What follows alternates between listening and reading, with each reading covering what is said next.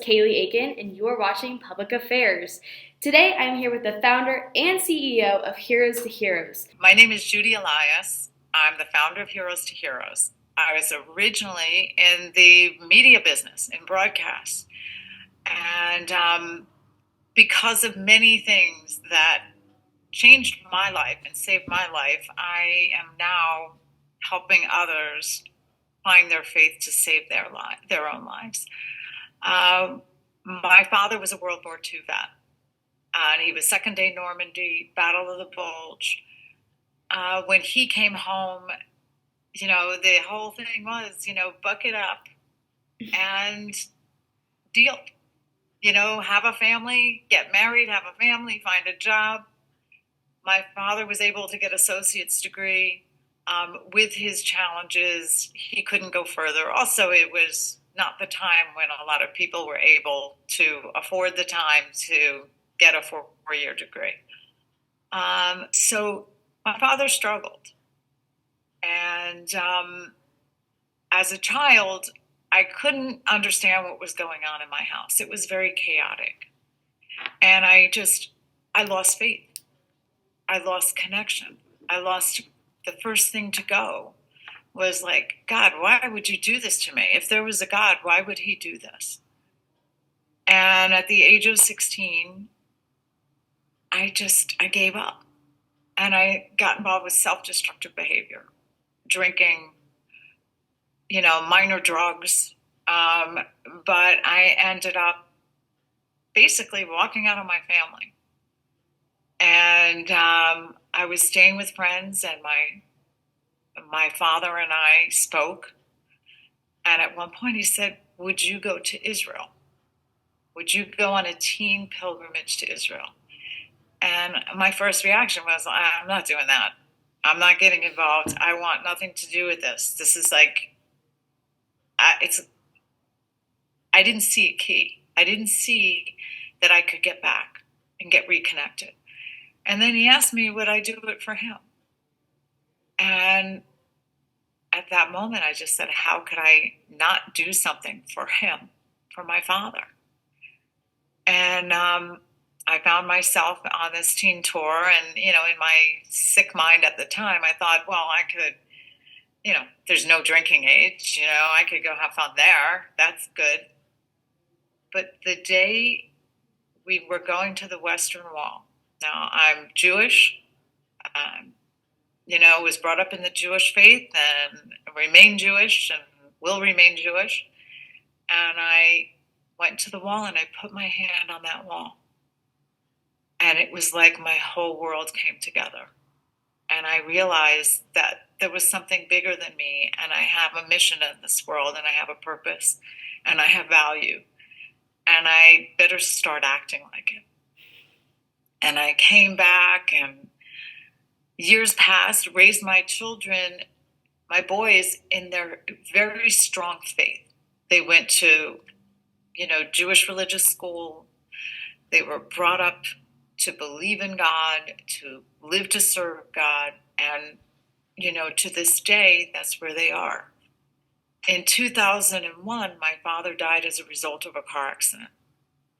And he was on his way to a Jewish war veterans meeting to learn, to set a schedule to help wounded vets. I didn't know he'd been doing this for 20 years. And it shocked me, and his friends told me, your dad never talked. He never told us what was going on. He never came home. And then fast forward to 2009, I was invited to Walter Reed to meet our heroes. And what I saw shocked me. And these guys didn't want to come home. These women were just like, I want to go back to my unit. I got to finish the job. And there was a lot of pain. And I looked in their eyes, and I almost saw my 16-year-old self in those eyes. I said, what's going on? And I started volunteering, and I started learning about the suicide rate, 22 a day of our veterans. Going, there's something wrong. Why do we have tens of thousands of veterans organizations working to solve this problem? We have the VA working to solve this problem. Why is this consistent? What are we missing? And I started studying suicide. I said, okay, in my darkest days, I never went there. What is that? And when you dig deep down, there are two things that keep popping up: faith and belonging. And I just said, wow, what if I took veterans, Christians, Jews, whomever, all of our Muslims, whoever they are, what if I took them on their own journey to Israel? What if they went and they got to explore their faith where it all began? Would they find connection? Would they find reconnection? Would they find belonging? Would they find their faith again and choose to live? And so in March 2010, 14 years ago, Heroes to Heroes was formed. And the first time we took a team to Israel was September 11, 2011.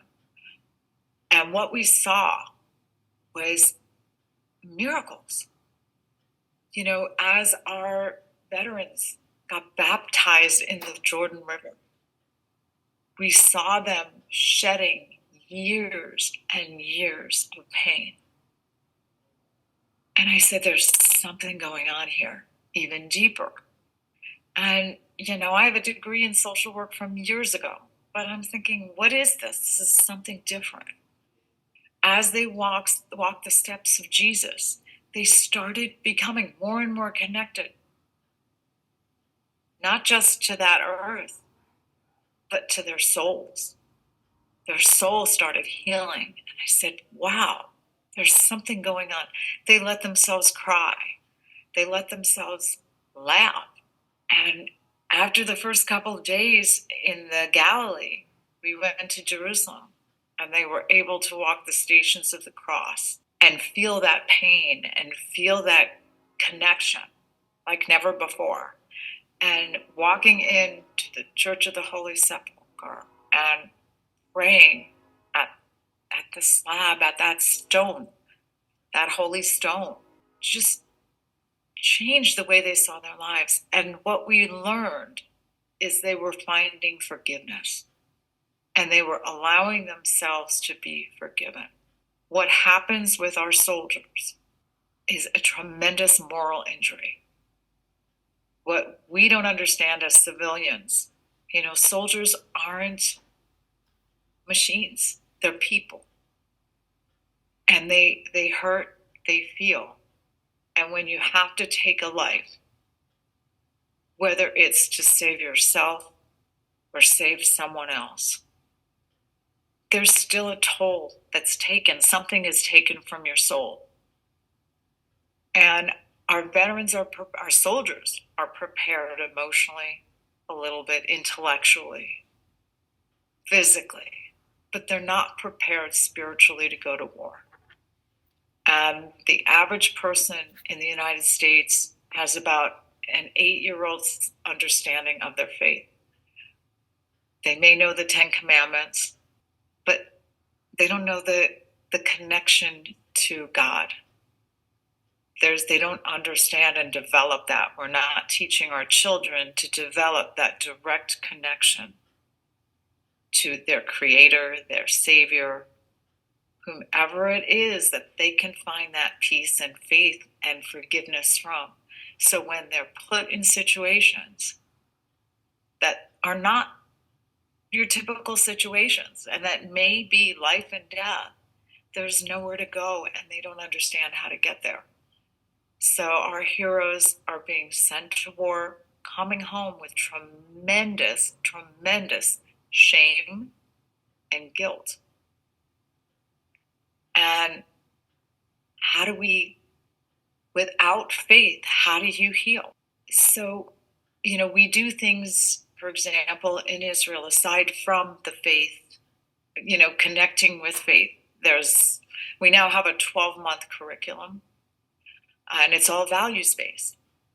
One thing we're seeing in this country is the values are gone. So where are our students? Our students don't know the difference between good and evil. They don't know what their own values are, so they're picking up values from college professors, from students, from people involved in terrorist movements. They don't know where to go because they haven't identified their values. At Heroes to Heroes, the first thing we do is help them identify their values. We have them identify those values and help them understand how to live a life of values. What is meaning to you? What is meaningful? How do you move forward? How do you change that life that maybe 2 or 3 hours is spent on social media, which is basically looking at other people's values? And how do you take that time and take your top 5 values and live those values? It can be health, it can be faith, but how do you change that narrative and change that lifestyle to give yourself the good stuff, to feed your soul? And so our 12-month curriculum begins with the basics. Let's go back to basics. Let's talk about values. And let's talk about what your life looks like. How do you plan out your day? What is a typical day? How much of that day is spent living your values? And then we work on, what does a day living your values look like? How does that change? And we help them with their day-to-day lives, breaking it down. And then in the end of the 4th month, we talk about spiritual values. What are your spiritual values? How do your spiritual values compare with the values of the church you belong to? And what are there any conflicting values? If there are, how do you work that through? How do you understand that better? And our focus is getting them back to a full life of faith, family, keeping them in marriages, helping them understand conflict and values conflict and resolution, and rebuilding their soul. The first 4 months, helping them build the resilience, so when we get into the heavy duty soul work, they have the strength to go through it. One of the most poignant moments in Israel is when we plant trees. And there's an organization called Jewish National Fund that's planted millions and millions of trees in this desert. And we go to one of their forests, and every single one of our participants has the opportunity to plant at least one tree in the Holy Land. And for our heroes, this is often a moment of closure. They've lost someone in Iraq, Afghanistan. We've had Vietnam veterans. And there's a chance to build a living memorial to that person. And often it's during that tree planting that our heroes find some closure, and they can move forward from some of the emotional pain. And it helps them kind of physically act out that forgiveness piece. I'm giving you a piece of myself. I'm leaving something of myself in this land in honor, in memory of, an event or generally a person.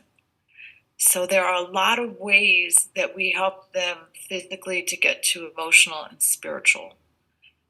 When we hear from people, if God didn't want me alive, he wouldn't have brought me here. Then we know they're on that strong, strong path to healing. And, so returning from Israel is very tough for them because there's a lot of camaraderie. There's also a lot of work. We require written work. We do not allow any alcohol or drugs, so it's not a fun party. Every night they have meetings, and they'll do exercises. They'll talk about what forgiveness is and what it would be like to have forgiveness and forgive themselves. So we have exercises to help them do that. They write a letter to their creator, their savior, a saint, someone that they would like that forgiveness from. And it helps them just work through. I mean, we don't spend enough time working through these issues and writing them out and making them. Writing makes things real. And we don't spend enough time doing that. So, with this program, it's all about that super connection and that healing of the soul. They've got to get to a point where they're one with their faith. And so when they return from Israel, they continue to work on that spirituality. It's almost, for those of you who have been there, you understand this, you go to Israel, it is like you come home and go, what just happened? I know something major happened. I've got to figure this out. And it takes weeks, sometimes months, sometimes years to figure it out. So our program continues with what just happened? How do we process? For 3.5 months, they work on processing. What is your spiritual life going to look like? How often are you going to go to church? What are you going to get involved with in your church? What is that going to look like for your family? And the last 4 months, they put it all together. It's a program called Rewire, and it's about rethinking your life from a point of view of a whole person. Of what is your faith part of your life going to look like? What is your family going to look like? How are you going to change being a father, a husband, a son, a mother, daughter, wife? How is that going to look moving forward? And how are you going to make those changes? And we're going to put them in writing, and we're going to give you skills with conflict resolution and taking that breath. So at the end of the 12 months, they leave with a full life plan. And they join our alumni program, and we keep them focused on reinforcing what they've learned and sticking with that life plan. And I know that was a very long explanation of a lot of things, and I'm sure you have some questions. Yes, no, that was a lot to unpack, but it's very inspiring to see you as a little girl, and it just evolved into this whole thing that's helped a lot of people. So thank you for that. How long have you guys been helping veterans, and how many veterans do you think that you guys have helped on estimate? Okay, so we've been around for 14 years, and over 400 veterans have gone through our program. 400. And we now have teams working due to the war in Israel. We had to put off their journeys to Israel, but we expect about 35 veterans to be traveling to Israel on their journey in May. And God willing, another 30 to 40 in October. How long does the planning process take? So you find a veteran, or they come to you, and we're talking about them before they leave for Israel, then they get to Israel, and then what's their end goal? How long does that process take over that whole time? Okay, it's from application. So if they were apply today, we have teams that are going to start working together in July. So they would work from July to July. The whole thing would be a year, and they're put in teams of 5, and they're assigned a coach. And our coaches are largely people who have been through the program. That's who have been through the program. They've come through it. It has been a tremendous experience. It's helped them heal, and they want to help. They want to help other veterans heal. So we train them to coach teams. So veterans are put in teams of 5. They work with that team the entire year. They become a family. And when they at first, the first 4 months are a little trickier because they haven't met in person yet.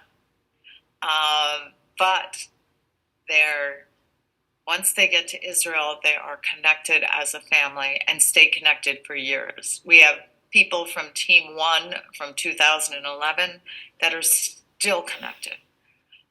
We are looking at starting a discipleship in churches because we know many churches are looking to start to work with veterans and find a way to train people at different churches to run the program, to actually go through our curriculum and build their own teams within their communities, and that way this can be done in person, and we can train, a disciple at every church to do that and build their teams locally.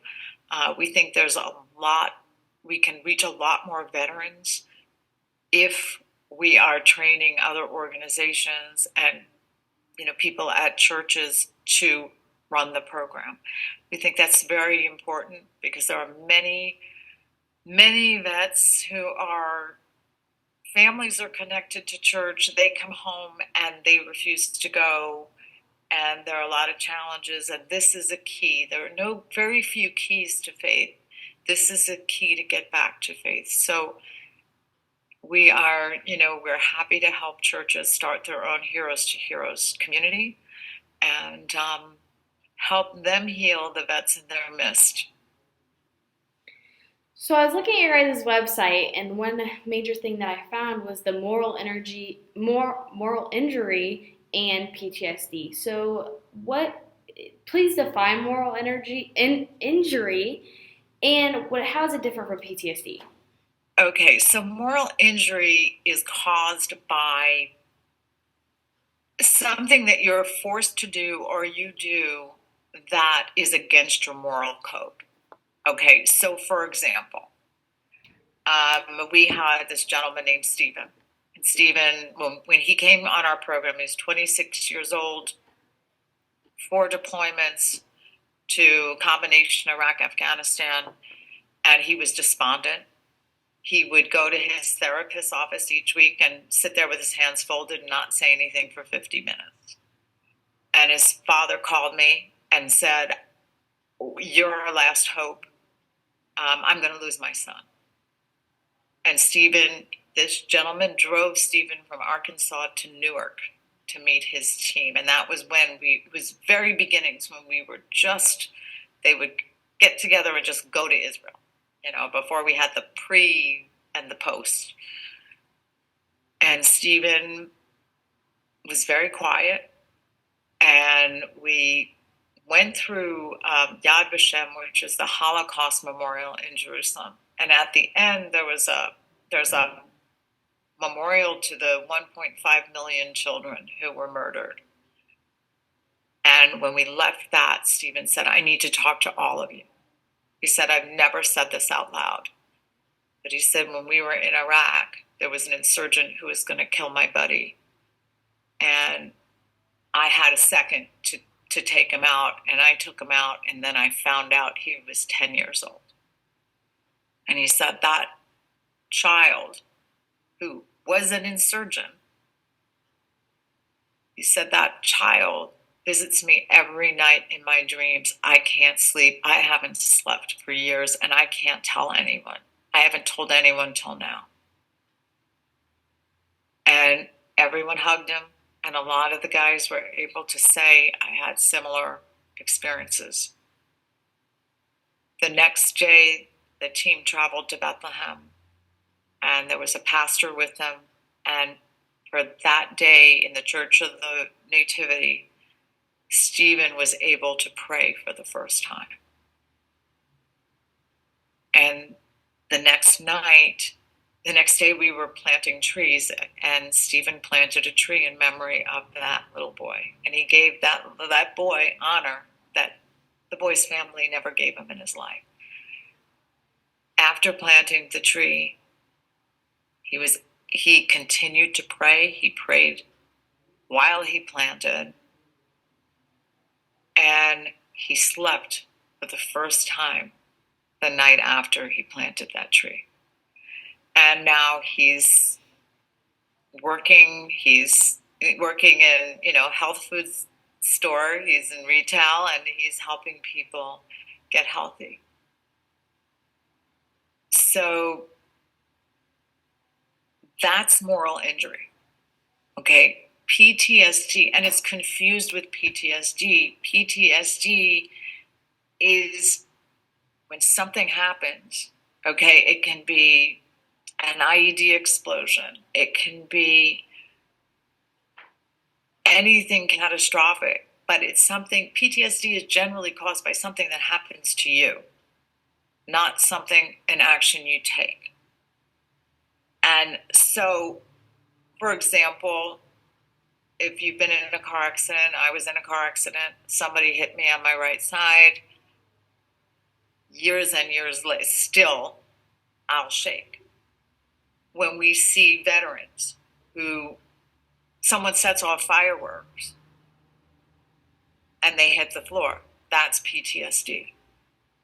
It's also reliving in your mind a scene over and over and over again. That's PTSD, where they're in the heat of a battle and all of a sudden something triggers it and they have that movie in their head over and over again. So moral injury is really something that we do, an action we take or an action that we don't take that causes some kind of tragedy, accident, misstep, and it's the guilt and the shame that's brought on by that. So the moral injury really needs that forgiveness, where PTSD needs healing, needs often physical healing and psychological healing. Moral injury needs spiritual healing. Well, thank you for that. And as we're wrapping up this interview, I have one last question for the viewers out there. If someone watching this right now is interested in finding more information about you, how do they go about that? You can visit our website, heroes2heroes.org, HEROESTOHEROES.org. You can, if you have someone who needs help right away, you can reach out to me directly, Judy, Judy, at heroes2heroes.org. Feel free to be in touch. If you have any questions, if you have someone who's suffering, and if you can help support us. Thank you very much, and thank you for your faith, and thank you for bringing faith into this world and spreading good values. That is the most important thing this country needs right now. Well, thank you, Judy. I really appreciate this interview, and I hope the viewers really do reach out and use your resources to an advantage, because I feel like there's more people out there that need help. And as always, you're watching Public Affairs.